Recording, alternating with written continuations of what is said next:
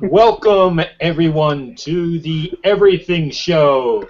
I am your temporary host, Jimmy Porto.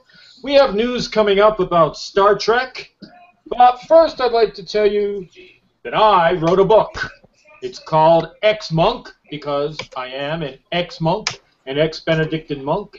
The book is a series of short stories and anecdotes by me, and there are humorous anecdotes and humorous short stories. I hope it'll make you laugh. The book is available on Amazon.com, BarnesandNoble.com, PublishAmerica.com, and many, many online bookstores. So it's Ex-Monk by James G. Porto, P-O-R-T-O. Look it up, buy it, and within 3 to 4 weeks, it'll be available as an ebook, so you can download it on your Kindle. Oh, very nice. Cool. Very nice. Cool. I will definitely download that. That looks awesome, actually. Congrats. That's awesome. Yeah, bro. I'm really very proud of you, man. Honestly, Thank you know you. what? It's a very interesting book. I'm definitely going to buy it as soon as I can, as soon as I get paid. And we'll do a review on it here. We'll all talk about it. Might write a sequel. Already have the title. It's called Ex-Monk, Fit the Second.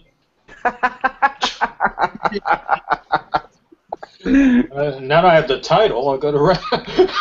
What's it going to be about? Oh, gee. Actually, that's how I wrote the first book. I had the title in my head. Then, well, what's it going to be about? You know, it's awesome that we can honestly say on this show that We are surrounded by brilliant authors. Right. We have Romana. That I bought her book. I mean, actually, no, she sent it to me. She sent me a book. So I didn't even get a chance to buy it because she sent it to me. That was awesome. And your book, that's great. They're sending me Awesome. complimentary copies of the book, but I don't have it yet, so I can't send them to anyone. I would hope that they would send it to you first because you're supposed to get it before anybody else. Right. They're sending me a box of books. It would Box be of interesting 20. if Box we of could 20. order it rapidly, ship and see if we get it first. That would be pretty interesting. Yeah, But so you get- I gotta you get say, there. I wonder if mine will be here tomorrow, or who gets theirs first. I know gotta a say, friend of mine Jim. ordered it, and he's getting his Monday. He was told Amazon. We need to set up our own amateur audio book club where we read the books out and just put them out there. Yes. Instead of Because books on audio tape, books we are can, cool. instead of books on tape, we can just do a podcast book. We will read the book, the entire podcast. Now, Jimmy, this is your first book, right? Yep. How hard was it to do this first book? Very. Well, I have ADD, and I write on the computer, so it's very hard because I'm constantly distracted. I'm on the computer, so there's the internet, and I have my music, and I have whatever else is going on. You have the idea in your head, and you start writing, and then you get your distractions. Okay. So But do you believe that the second book would be that much smoother? its second book will be that much faster because Yeah. the first book you learn how to do it, and then the second book you just do it. Right. See, in my case, I had written Tomorrow's Song and Winds of Change before Sorrow Separation was finished in production, and the process of doing the books was actually almost a disaster with the second book, where they couldn't get the cover right, and it was like months. And I almost gave up doing books altogether because of Tomorrow's Song, because it took so long. But thank God I got over that. And then Winds of Change, the first cover was the one I chose. It was beautiful. And Yeah, I had a problem with that. They couldn't get the title page right. The cover was fine. They couldn't get the title page right. I wanted it to be EX dash underneath MONK with the E above the O, and it took 5 times. And now you did it with self-publishing. You did it with a publisher. America Star Publishing it. Yeah, you don't pay. It's not a vanity thing. You don't pay them anything. You just send them your manuscript, and if they approve it, then they work with you in getting it shaped up. The cover and they put it on Amazon and Barnes and Noble and all the other websites. You don't have to do that. They get it in the store. I had to give them my social security number because I'll be getting royalties, or I don't know how much I get. And are these going to be in live stores? I don't know. Right. I don't know if it's just going to be the onlines or because going online, Barnes and Noble. It's on the Barnes and Noble website. I already looked. I don't know if it's in the Barnes and Noble store. Nearest Barnes and Noble's an hour drive from it. Right.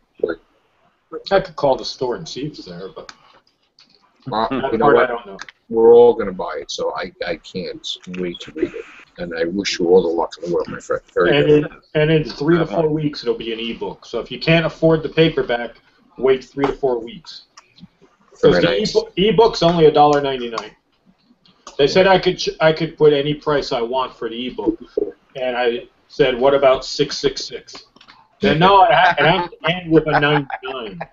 That's fine. And I said, "Oh well, $333? No, it has to end with a 99. Okay, $1.99." Nice. That's a bargain for an ebook. That is a part. Yeah, I thought X Monk $666. Nope, $1.99. That's fine. By the way, since I'm sending you that Prisoner graphic novel, maybe I'll get a copy of your book to read in the mail by chance. Yeah, once I get the book. There you go. They haven't arrived yet. That's the thing.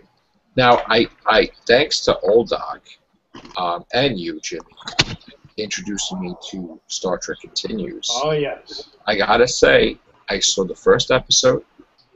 All right, it was Pilgrim to Eternity, right? Right. Right. Yeah, that's And Michael. What's Mike? I can't remember. Michael Apollo Forrest. returned. Michael Forrest plays the role of Apollo again. Yep. Returned, yeah. And I gotta say that I absolutely was hooked. I loved it, and I can't wait to watch the next two. I only wish there was more. Oh, Actually. you haven't watched the next two yet? Oh, wait till you see the last one they did, which follows right at the end of Turnabout Intruder. The one with the parallel Mirror. universe. Mirror. Right at the very end. It starts right when they transport back to their universe. It's all Now- the mirror universe. Who's Are these- financing this? Are these the people here, or with the series you're talking about? Yep, that's them. Star Trek Continues. Okay. And so it's a continuation of the original series, right? Who's financing it? StarTrekContinues.com. Well, they Dan- finance it Daniel. themselves, donations. Daniel, why don't you watch that? You'll probably like it. No, watch a bunch of stuff. Do what? Unless it's really, really good. It is really, really Yes, it good. is. Well, Daniel, give it a shot. I mean, it's only a 50-something minute show, for the first episode. And besides, it takes place Let in me the 20th century. I want to move forward. Oh, God damn. Jimmy, So you're like a Star Trek If fan you- and nobody can help out because you just refuse to like any Star Trek that anybody if throws you at you. if you make a donation towards it, do you get like a thing in the credits? Because I know that one of the Full Moon movies, if you gave a donation for Puppet Master, you got to get an executive producer credit. I do not know. That's interesting. To look into that. But I wish there was more episodes, actually. I loved it. Yeah. Daniel, you'll like the third episode. They're all on YouTube. You can watch them all on YouTube. And we have here Doohan, who is the original Scotty James Doohan's son, rather, right here. Yeah, James Doohan's son is Scotty. Yeah, he was in Into Darkness, a very small episode. He was like on the transporter guy. Hmm. Now, I guess they're picking up speed within the movie, huh, Daniel? Because I know you were like beeping and Skyping the past couple of days. Hey, So- Dr. What? Lease looks kind of hot. the actor that plays Spock, Yep. Todd Haberkorn. I've seen other fan-made Star Trek films, including Star Trek Phase 2, that's gone through several Spocks. But this actor, I think he is the best at playing Spock. This guy? Yeah, Todd Haberkorn. Hmm. Yep. That's cool. Oh, we didn't get Nerd on here. He doesn't even look anything like Spock. It doesn't Yeah, matter though. No, he doesn't look like Leonard Nimoy. He could look like Spock. Yeah, he could look like Spock. He doesn't look like Leonard Nimoy. It's like saying like Roger Moore doesn't look like James Bond. Well, he doesn't look like Sean Connery, but he's playing the character James Bond, so he's gonna have a different look, you know. Yeah, it's like the actor that's playing Kirk, Vic Mignogna. I don't think he looks anything like Kirk at all, but he's still good in the role. Well, Chris Pine doesn't look like Kirk, and it's more about emulating like the whole persona of what Kirk is, you know, and kind of being able to reflect that. Now, James Cawley in Star Trek Phase 2, he has all Kirk's mannerisms and facial gestures down pat. Right. Unfortunately, he's no longer playing Kirk. I don't know why. He stepped down for whatever reason, and someone else What, is Star Trek continues? Yeah. No, Star Trek Phase 2. Oh, okay. We got some Star Wars news. Well, wasn't Phase 2 done by the movie series, Jimmy, right? No, Stage 2 was supposed to be a continuation of the 5-year mission. Like, what if there was a Season 4? What if there was a Season 5? Right. Going into Star Wars Episode 7. Star Wars. Another rumor has emerged, and that being that sources say that the bounty-hunting nomads known as the Mandalorians, Boba Fett's helmet, is of Mandalorian design, and the lesser-known Sith witches could be a part of the story. There's too many rumors. Bloody hell. Both would explain the reports of female villains and a group of mercenary villains in the film. Ah, cool. There's like a new rumored plot every day. I just stopped listening after a while. Every day. Harrison Ford is out for like how long now? 8 weeks. No, it's 8 weeks. It's still only 8 weeks, like they said in the beginning, because Lucasfilm had like a statement, because like someone like I think it was some tabloid reached out to Lucasfilm, said, "Is there any truth to the rumor that Harrison Ford will be out for 6 months?" They said, "No, Harrison Ford had successful leg surgery and he'll be back within no time. It's not going to delay the movie at all." Why don't they just CGI him in? No. All of them. That wouldn't No. Can't do that. I see Voice that. work in his hospital bed. He can read the lines, and then they can just CGI all of them in, and they don't have to worry about weight loss or age or anything. I see that. Yeah, that kind of defeats the purpose, though. Doesn't that defeat the purpose of the practical effects that they're raving on about for Episode 7? No, because this has been a CGI extravaganza since the prequels, hasn't it? That's all it's been about. Yeah. I see that Chicago is getting the George Lucas Museum. Oh, very nice. Why, is he a former president now, or what? Might as well be. Not really. I wouldn't have voted for him. We got other news too. Oh. There's talk that there may be a Transformers G.I. Joe crossover in the works. What the hell? Transformers sucks. In the works. It would happen after G.I. Joe 3. You do know that, like, in Transformers 4, like, Megatron comes back again halfway through the movie. No, he doesn't. Doesn't he? No, he comes back as Galvatron, so it's No, not. the humans built Galvatron. The humans built Galvatron, yeah. But is it still Megatron? No. No. And apparently they're also introducing, they might be introducing Quintessons in it too, because there was a recent TV spot where Lockdown says, "You think you were born, you were built, and they want you back." So he's either talking to Galvatron, but a lot of people think that he's talking to Optimus, and that the Quintessons sent Lockdown to get Optimus back. And that's what's going to lead into in Transformers 5. Aren't they gonna put in dinosaurs too? Dinobots are in this one. They're in it, yeah. When did the GoBots show up? The GoBots, the GoBots. I guess they're not. Okay. No. Does anybody remember Beast Wars? Because that's what Yes. it's. Beast Wars was awesome. That's Beast what, Wars was dang. I also remember the fake Ghostbusters, man. Thundercat. I want a live action Thundercats after. Oh, that would be terrible.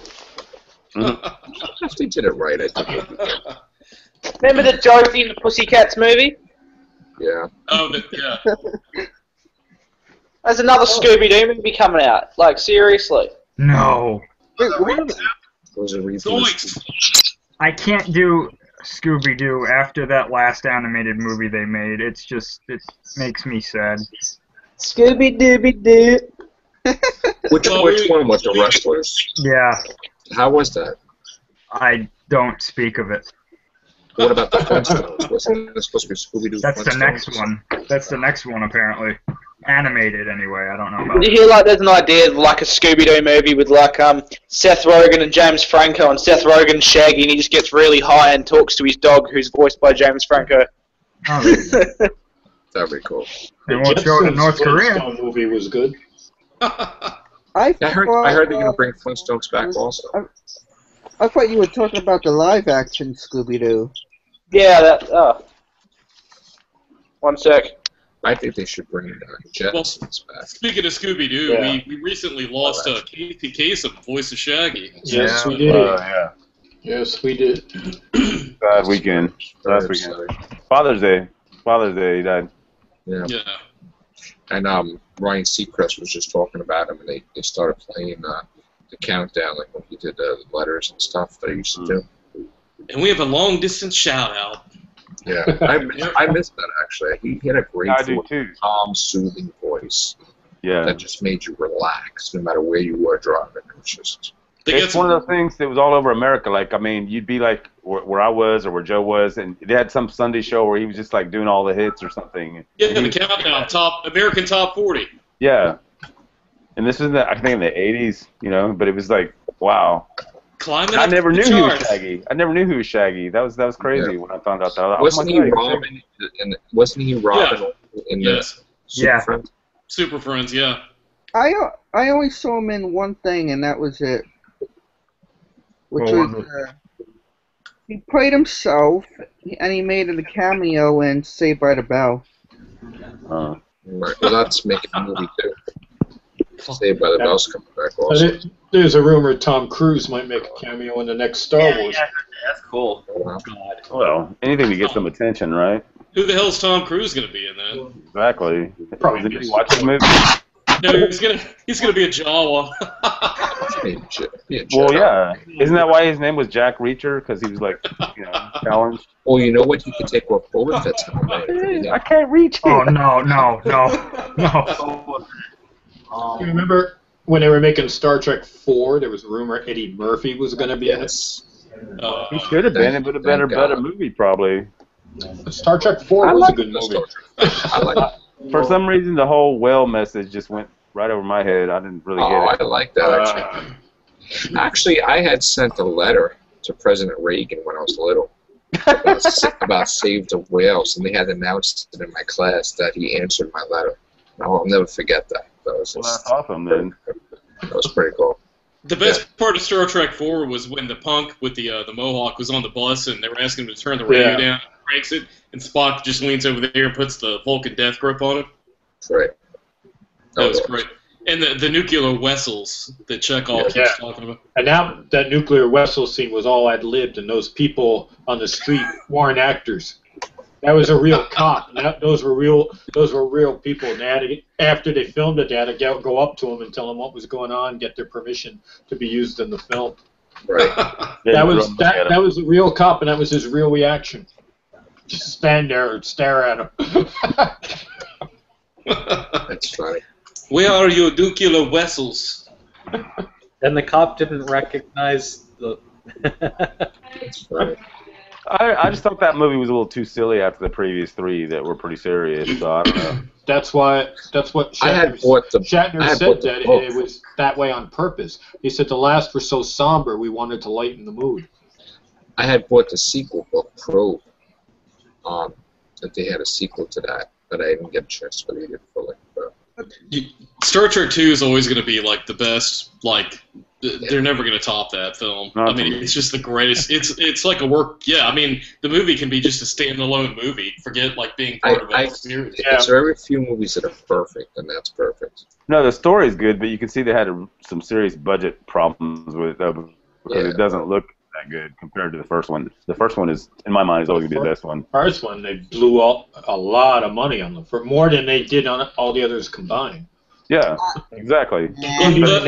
including the next generation ones. But it shows, though. Which was the one with the least budget? Final Five. Frontier, probably. It was. I was going to say probably Shatner's own film, Star Trek That's terrible. 5. Star Trek 5. I mean, but to your credit, Mike, though, I mean, I will agree that the second one is a good movie, but you can tell that the budget's not there. I mean, I think the See, acting made up for it. I'm one of those guys, like Tim and I were talking about this the other day, that like I actually like Star Trek the motion picture. I think it's brilliant as an epic sci-fi film, but I Yeah, would me say that Star Trek 2 is like a classic sort of like it's like The Enemy Below. It's like a really tense submarine sort of, Yeah. film where there's I like the like methodical plotting of what's going on and getting into the heads of the guys. These two old enemies that are at war, and kind of like contrasting that with like Moby Dick and this need for revenge, and it's just like really tense. And, yeah, it's more tense. It's more action-packed than Yeah. the first one. The first one's really laid back and slow. This one's more of a, like you said, it's a revenge kind of thing. It's Khan! It's that. So it's revenge is the dish best served cold. I even like Star Trek 3. Star Trek. I like Star Trek 3. That's what I meant. It's only when we got into 4 that I was just kind of like, really? Whales? I liked Undiscovered Country. Yeah, I like that too. I thought it was great seeing John Larroquette playing a Klingon in Star Trek 3. Yeah. Yeah, definitely. Back to Yeah, Janice. only Klingon that lives. I thought Oh, that and Christopher Generations Lloyd. had potential, but Yeah. it went in crazy directions. I wasn't happy Which when one? they killed. Generation.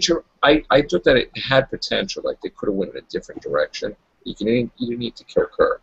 Like I would have had it where he got out of the Nexus and he wasn't alive. It was just Starfleet. First 30 minutes was good, and the rest of the film was awful. And then, yeah, they used the old tired ass, let's blow up the Enterprise and get a new one sort of gimmick. And, yeah, I mean, Picard is told he can go back to any time he wants.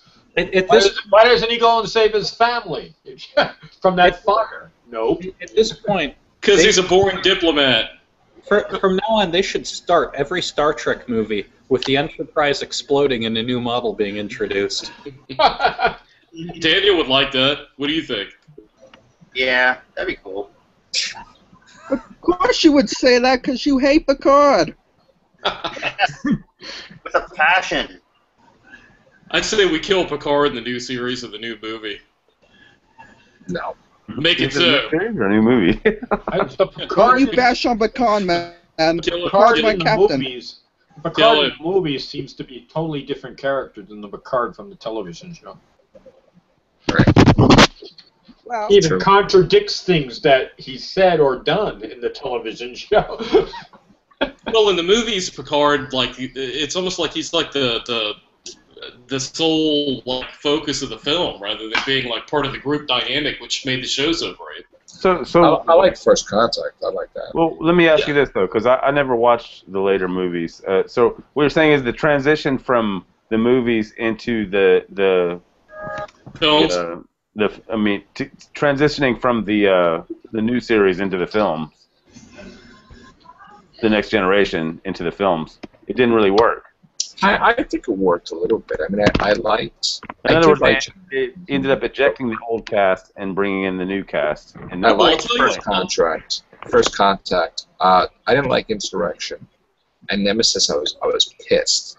Well, I'll tell you why it worked. Why it worked for the films was that people were like all into Star Trek in the late '60s with the shows. There was a huge thirst for like getting them back, and then here you have them not only back but on the big screen for once. And then when they did things like with the Next Generation segueing into the films, they just had come off of being on TV like within half a year of when the movie came out. So it's kind of like there wasn't really a thirst for that. It was just kind of like, well, we're just going to continue the voyages just on a bigger screen.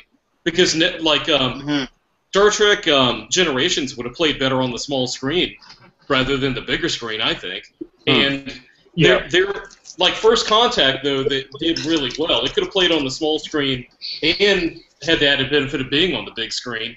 But Star Trek Insurrection, like Joe was saying, about him being a bit disappointed in that, Insurrection was every bit. It should have been like one of the TV episodes, because it would have been like one of those scripts they passed on originally. That's exactly what it was. So, I mean, basically, it was like whenever you went to watch X-Files on the big screen, and it just ended up being another TV episode, right? Kind of thing. Well, Insurrection. Yeah, actually, I think so. Yeah. Insurrection felt more like a 2-hour episode than a proper movie for Star Trek. That's what Mike was just saying, I think. So you think they should have just kept going with the original cast with the movies and just let the Next Generation cast do what they were doing on TV, I guess, apparently. I don't know. I've never watched those movies, so I couldn't tell you. But I liked First Contact, and I mean, I remember very, very, like, poignantly seeing, like, Star Trek Generations, like, so nostalgically, I should say, because of the particular period of time and what was going on in my life, you know, when I went and saw it and stuff, but I wouldn't claim it was a great film. No, Generations is the first half hour is fine, and then the rest is awful. First Contact was good though. Yeah, I hated that was fun. I didn't like Nemesis at all. But the thing was, they took the Borg, and like it seems like after First Contact, they kept in Voyager they kept making the Borg less of a threat and less scary, and sort of like humanize them, and I think that was a bit of a miscalculation on their part. The Borg became the finale of Voyager. The last episode, so she defeated them finally once and for all permanently. Janeway. But didn't she say that they might come back? Speaking of both the Borg and if they weren't connected to the hive mind, I guess. Well, that's Daniel's favorite captain, Janeway, right? No, I don't like Janeway. I like Sisko and Kirk. Well, speaking of both the Borg and Voyager, personally, I thought that 7 of 9 was hot until they made her look like a Barbie doll. Put her in the implants, and she's awesome. I like Voyager a lot. Enterprise, I liked the pilot, but I wasn't happy that technology went backwards. So, you know, wasn't happy that they did that. I don't like that they had a first officer that was a Vulcan. It was like trying to be, you know, I wasn't happy. You mean you didn't fall for the gimmick? A female Vulcan in tight-fitting outfits that looked hot? Come on. Yeah, they didn't have like a what do you call it? What do you call those things that pull things like tractor beams? They had like a grapple transporter. And they never called it Star Trek Enterprise. They just called it Enterprise until later on they have I'm gonna defend Enterprise. I liked it. I thought it was good. Season 3 and 4, I liked it. It brought back more of a it had a family feel, if you will, kind of like the original series did, where the characters were like really a family. They were a unit. You know, it wasn't just a pecking order of, you know, thank you number 1 or go get counselor. Until they killed Trip talking girl. Yeah, and that was just done for like shock value, I believe. I thought that was a mistake. But they also had a crappy Saint Elsewhere ending. Yeah. The whole holodeck thing with Riker and Troy. That was rushed on because they weren't expecting to be canceled, and they told they were canceled, and they rushed the writing for the last episode. So what's the implication there? That I mean, I know like on the surface it's that they are kind of like going back and witnessing like a variation on the holodeck of a replay of what happened historically, but couldn't there be another implication that really like a lot of that didn't really occur because it was just a... You know what? Okay, if Enterprise was the whole culmination of Enterprise E coming in time, and that's what created the Enterprise timeline, then how the heck would the Enterprise D people know the timeline? Because they didn't create it yet. You know what I mean? They're still on the Enterprise D. Right. I don't know. You guys don't get it. What?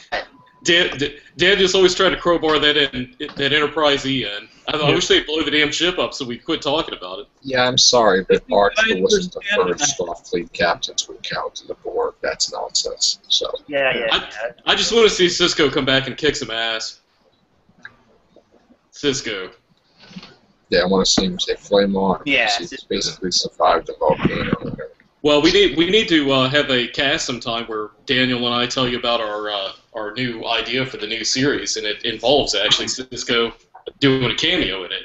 Yeah, quite an important.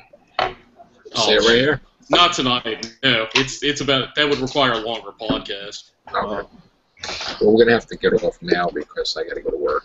All right. So, again, check out X Month. Next month, Amazon.com, BarnesandNoble.com, PublicAmerican.com. And remember, out there in TV land, make sure that you have a good place to hide the bodies. Okay. What the hell's that mean? I don't know, but it's fine. All right. Hey, Jimmy, I wanted to ask Jimmy a question about his book. Is that available in the original Greek and Hebrew as well? Yeah, the original Greek and Hebrew. With Aramaic subtitles. I'll be looking for that one. We'll do a book review on it, I'm sure. Very nice. All right, guys. Good night.